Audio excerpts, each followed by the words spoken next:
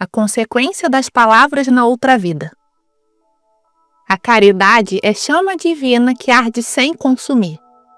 Ela não grita, não acusa, não se exalta. Inclina-se, ama, perdoa. Mas quando é ferida, pela língua, pelo orgulho, pela frieza, o céu não se cala. Muitos servos de Deus, ainda que piedosos, conheceram o fogo do purgatório por pequenas durezas que feriram a comunhão dos corações. Hoje ouviremos seus clamores, vindos do além, onde se aprende com dor o que na terra se esqueceu, que sem caridade tudo se perde.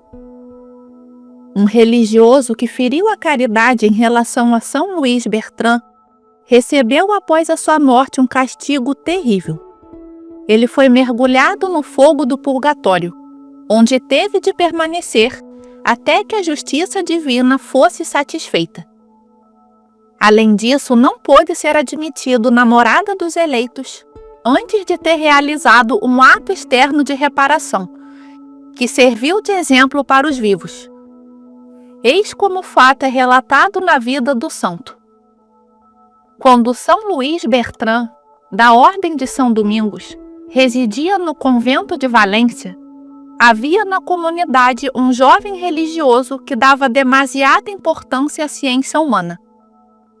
Sem dúvida, as letras e a erudição têm o seu valor. Mas, como declara o Espírito Santo, eles são superados pelo temor de Deus e pela ciência dos santos.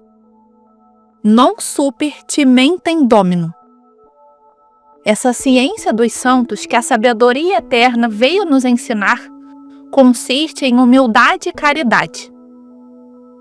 Ora, o jovem religioso de que falamos, ainda pouco avançado nessa ciência divina, permitiu-se reprovar o padre Luís por seu pouco saber, dizendo-lhe: "Vê-se, meu pai, que o Senhor não é muito sábio."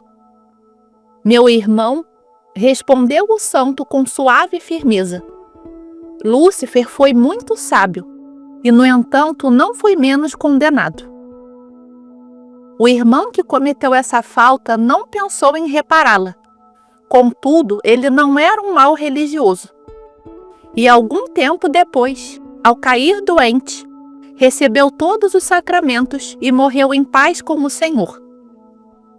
Passado um tempo considerável, durante o qual São Luís foi nomeado prior, o defunto lhe apareceu, rodeado de chamas, e inclinando-se humildemente diante dele, disse-lhe: "Meu pai, perdoe-me as palavras ferinas que lhe disse outrora.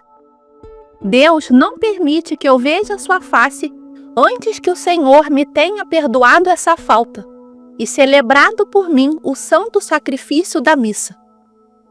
O santo perdoou de bom grado e ofereceu a missa por ele no dia seguinte.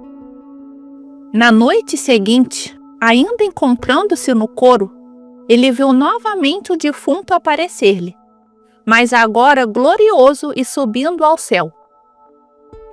O padre Eusébio Nierenberg, religioso da Companhia de Jesus, autor do belo livro Diferença entre o Tempo e a Eternidade, residia no Colégio de Madrid, onde faleceu em odor de santidade em 1658.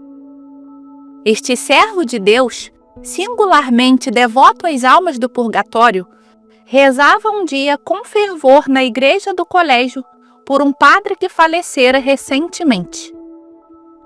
O defunto, que havia professado teologia por muito tempo, não se mostrara menos bom religioso do que sábio teólogo. Tinha uma grande devoção à Santa Virgem, mas um vício se misturara às suas virtudes. Ele precisava de caridade em suas palavras e falava frequentemente dos defeitos dos outros.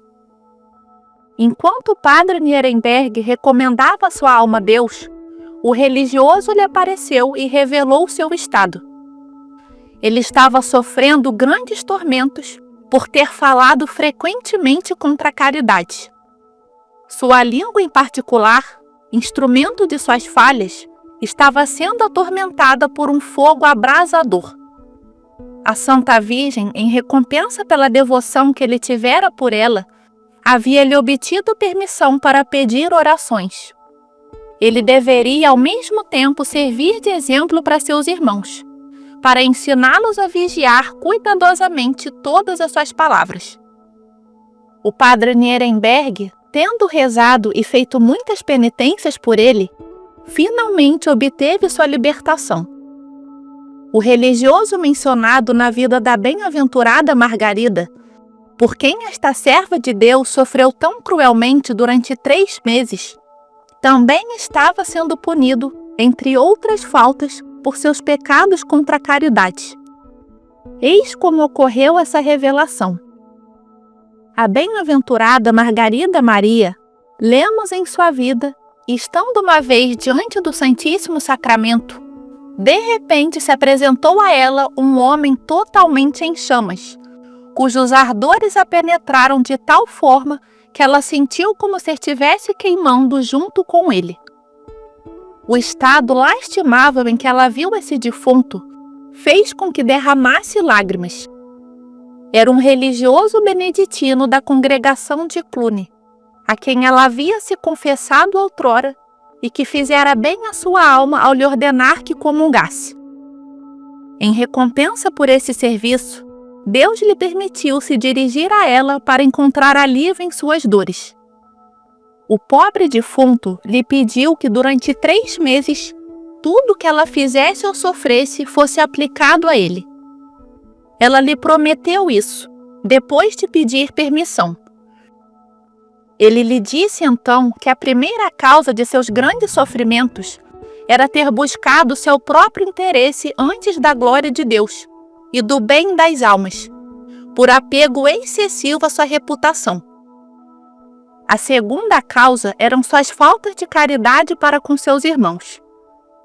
A terceira, a afeição natural pelas criaturas, a qual ele cedera, e a qual ele manifestara nos encontros espirituais, o que, acrescentou ele, desagrada muito a Deus.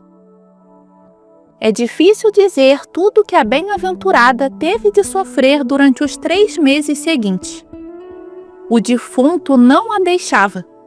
Do lado onde ele estava, ela sentia-se completamente em chamas, com dores tão intensas que chorava o tempo todo. Sua superiora, tocada de compaixão, lhe ordenou penitências e disciplinas, porque as dores e sofrimentos que lhe eram concedidos a aliviavam muito. Os tormentos, dizia ela, que a santidade de Deus imprimia nela, eram insuportáveis. Era uma amostra do que as almas sofrem. A língua que fere, a vaidade que separa, o coração que julga, tudo será purificado no fogo se não for convertido no amor. Mas há tempo. Enquanto há vida, há chance de reconciliação. Que as dores daqueles que erraram nos ensinem a vigiar palavras e intenções. Que cada gesto nosso construa e não destrua. E que a caridade, doce reflexo do coração de Cristo, guie nossos passos. Porque no julgamento final, não seremos pesados por quantas palavras dissemos, mas por quanto amamos. Que Deus te abençoe e te fortaleça. Se esse vídeo tocou seu coração, não esqueça de deixar o like, comentar sua opinião e se inscrever no canal. Assim você nos ajuda a espalhar ainda mais a palavra. Nos vemos no próximo vídeo. Fique com Deus!